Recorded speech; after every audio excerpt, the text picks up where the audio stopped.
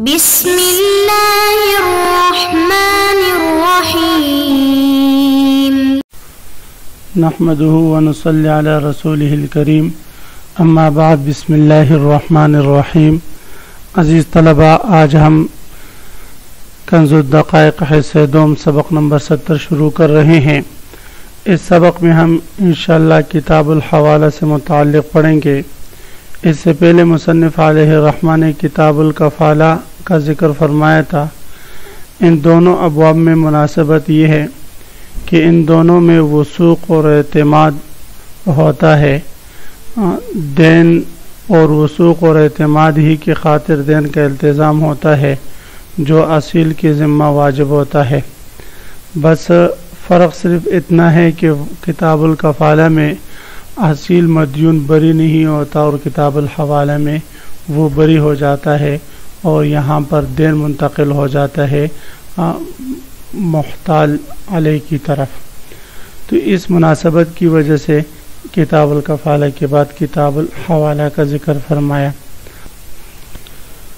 تو آج کے اس سبق کا خلاصہ یہ ہے کہ مصنف علیہ الرحمہ نے کتاب الحوالہ کی جملہ بحث، جملہ احکام ان 7 ابحاث میں تقسیم کیے ہیں۔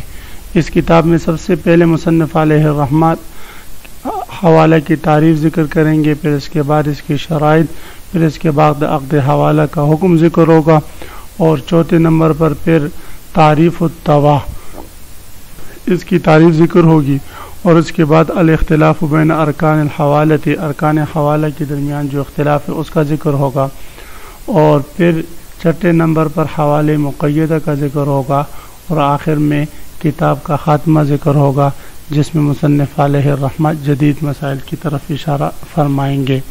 تو پوری کتاب الحوالہ کے تمام ابحاث انہی 7 صورتوں پر مشتمل ہیں۔ عزیز طلبہ، تو آتے ہیں کتاب کی طرف۔ سب سے پہلے ہم عبارت پڑھتے ہیں۔ کتاب الحوالۃ ہی نقل الدین من ذمۃ الی ذمۃ وتصح فی الدین لا فی العین برضاء المحتال والمحتال علیہ، وبرئ المحیل بالقبول من الدین ولم یرجع المحتال علی المحیل الا۔ مصنف علیہ الرحمہ اس کتاب میں عقد حوالہ کے احکام بیان فرمائیں گے۔ حوالہ یا تحویل، یہ دونوں مصدر کا لغوی معنی آتا ہے النقل، ایک جگہ سے دوسری جگہ کی طرف منتقل کرنا۔ حوالہ لغت میں گویا کہ نقل و زوال کو کہتے ہیں۔ حول یحول تحویلا کا معنی بھی یہی آتے، ایک جگہ سے دوسری جگہ کی طرف منتقل کرنا۔ یہ لازمی اور متعدی دونوں طرح استعمال ہوتا ہے۔ بعض حضرات نے احالہ یہ اسم مصدر کہا ہے، اور کہا ہے کہ یہ اسم مصدر ہے۔ بہرحال اسم مصدر ہو یا مصدر ہو، دونوں صورتوں میں اس کا معنی النقل کے آتے ہیں۔ اور اصطلاح میں حوالہ کہتے ہیں عقد حوالہ نقل الدین من ذمۃ الی ذمۃ اخری، وہ دین کا ایک کے ذمے سے دوسرے ذمے کی طرف منتقل ہونا ہے۔ ایک کے ذمے سے دوسرے ذمے کی طرف منتقل ہونے کو عقد حوالہ کہا جاتا ہے۔ عزیز طلبہ، یہاں پر چند اصطلاحات ہیں عقد حوالہ سے متعلق ہیں، لہذا ان کو غور سے سننا ہے اور اس فرق کو پہچاننا ہے تاکہ کتاب کے مسائل سمجھنے میں کچھ دشواری نہ ہو۔ سب سے پہلے مدیون جس پر قرضہ ہو اس کو عقد حوالہ کے باب میں محیل کہا جاتا ہے، اور جس کا قرضہ ہے، مثلا زید کا جو قرضہ ہے تو زید کو دائن کو محال اور محتال یا محتال لہو یا محال لہو بھی کہتے ہیں، اور جو چیز قرض ہے یعنی مال وغیرہ اس کو محتال بھی ہی کہتے ہیں، اور وہ شخص جو عقد حوالہ یا دوسرے کا دین اپنے ذمہ قبول کرتا ہے اور اس کی ذمہ داری اپنے سر اٹھاتا ہے اس کو محتال علیہ کہتے ہیں۔ اس کو تو یہ چند اصطلاحات ہیں، ان کو سمجھنے کے بعد ابھی آپ سمجھیں کتاب الحوالہ کی تعریف و عقد حوالہ کی تعریف۔ ہی نقل الدین من ذمۃ الی ذمۃ اخری، وہ دین کا ایک کے ذمے سے دوسرے کے ذمے کی طرف منتقل ہونا ہے۔ تو محیل یعنی مدیون کے ذمہ سے دین کا منتقل ہونا الی ذمۃ المحال علیہ یا محتال علیہ، محتال علیہ کے ذمہ کی طرف، اس کو حوالہ کہتے ہیں۔ اس کو شرعاً کیا کہتے ہیں بھائی؟ حوالہ کہتے ہیں۔ زید ہے اور زید پر بکر کا 1,00,000 روپے درہم ہے، قرض ہے، اور عامر آ کر کہتا ہے زید سے کہ یہ 1,00,000 روپے جو آپ کا بکر پر ہے یہ میرے ذمہ ہے، لہذا یہ میں ادا کروں گا۔ وہ کہتے ہیں ٹھیک ہے، تو یہ عقد حوالہ ہو جائے گا اور زید اس سے بری ہو جائے گا، اور یہ دین اب جو ہے وہ عامر پر لازم ہوگا، بکر جو ہے وہ دین سے بری ہو جائے گا۔ عقد حوالہ کا ثبوت حدیث شریف سے ہیں۔ آپ صلی اللہ علیہ وسلم ارشاد فرماتے ہیں مطل الغنی ظلم واذا اتبع احدکم علی ملیء فلیتبع، کہ غنی کا قرض کی ادائیگی میں ٹال مٹول کرنا یہ ظلم ہے۔ تم میں سے کوئی ایک شخص جب اپنے ذمہ قرض کسی مالدار کے ذمہ پر ڈالے تو اس کو چاہیے کہ وہ اس کا ساتھ دے۔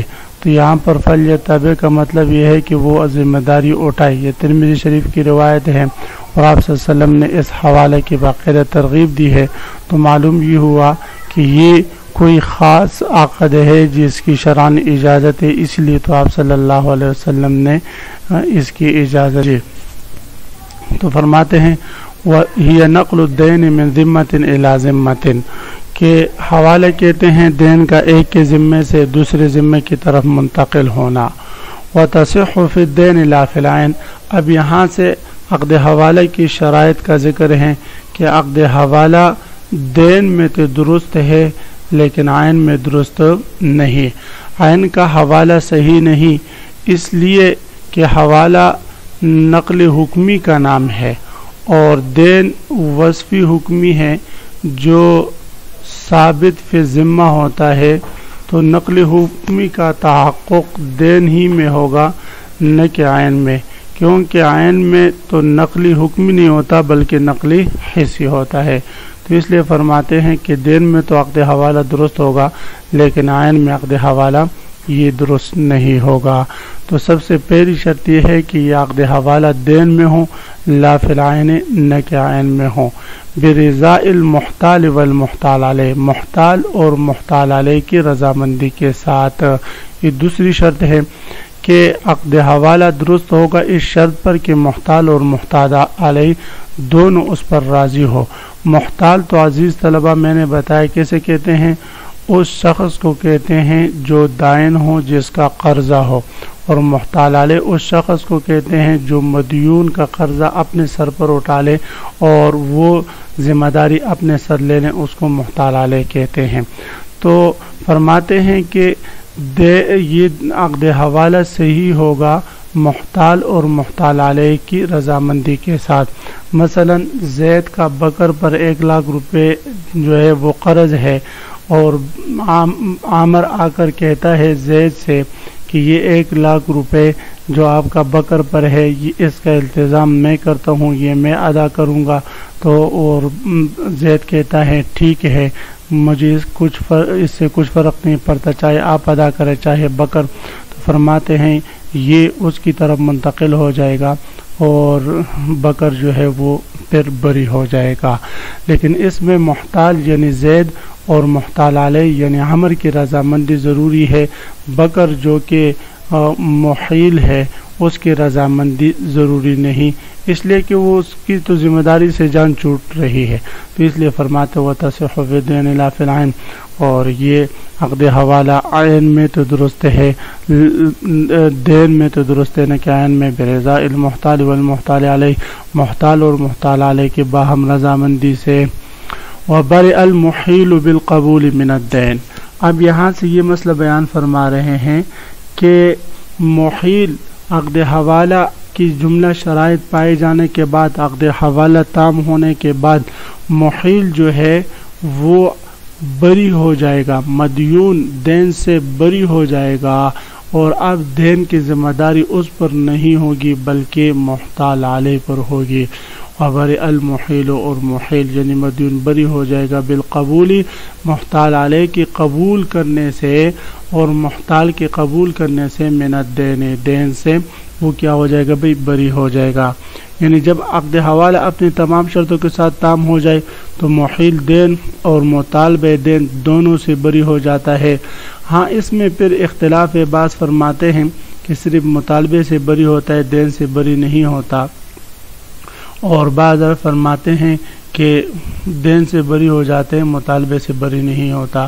بہرحال اس میں امام ابو یوسف اور امام محمد رحمہ اللہ تعالیٰ کے اختلاف ہے۔ امام ابو یوسف رحمہ اللہ تعالیٰ فرماتے ہیں کہ وہ دین اور مطالبہ دونوں سے بری ہو جاتا ہے۔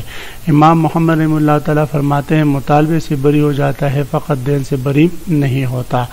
پھر اس اختلاف کا ثمرہ اس صورت میں ظاہر ہوگا کہ اگر محتال نے محیل کو دین سے بری کر دیا، کہ محتال محیل کو کس سے بھی دین سے بری کر دے، تو امام ابو یوسف رحمہ اللہ تعالیٰ فرماتے اس کی یہ برات درست نہیں، اس لیے کہ حوالہ کرنے سے محیل پہلے ہی بری ہو چکا ہے دین سے، تو اب اس کی براعت کا کچھ اعتبار نہیں۔ امام محمد رحمہ اللہ تعالیٰ فرماتے وہ دین سے بری نہیں ہوتا، اس لیے ان کے ہاں اس کی یہ براعت درست ہوگی۔ دوسری صورت مسئلہ یہ ہے کہ اگر راہن جب مرتہن کو کا حوالہ کر دے، دین کہ مرتہن کا دین جو ہے وہ کسی شخص پر حوالہ کر دے، اور وہ مرتہن اس حوالے کو قبول کر لے، تو اب مرتہن کے پاس راہن کی جو چیز رکھی ہوئی ہے وہ جو ہے امام ابو یوسف رحمہ اللہ تعالیٰ کے ہاں راہن کو واپس لوٹا دی، اس لیے کہ راہن دین سے بری ہو چکا ہے۔ امام محمد رحمہ اللہ تعالیٰ فرماتے واپس نہیں لوٹائے گا یہ، تو اس لیے فرماتے ہیں وبرئ المحیل بالقبول من الدین، اور محیل جو ہے محتال اور مطال علیہ کے حوالہ قبول کرنے سے بری ہو جائے گا دین سے۔ ولم یرجع المحتال علی المحیل، اور محتال دائن محیل پر اب دین کے لیے رجوع نہیں کر سکتا کیونکہ وہ بری ہو چکا ہے، الا بالتوا، مگر اس صورت میں جب محتال بھی ہلاک ہوگا۔ تو عزیز طلبہ، آج کے سبق میں ہم نے کتاب الحوالہ شروع کی۔ کتاب الحوالہ میں آج ابتداءً ہم نے حوالہ کی تعریف اور اس کے شرائط اور اس سے متعلق حکم سے متعلق پڑھا، اور پوری کتاب الحوالہ کی جتنی بھی ابحاث ہے اس کا خلاصہ بھی ایک سلائڈ کی صورت میں نے پیش کیا۔ آپ اس خلاصے کو اور اس ابتدائی باتوں کو خوب یاد کریں۔ اللہ تعالی ہمارا حامی و ناصر ہو، آمین۔ وآخر دعوانا ان الحمد للہ رب العالمین۔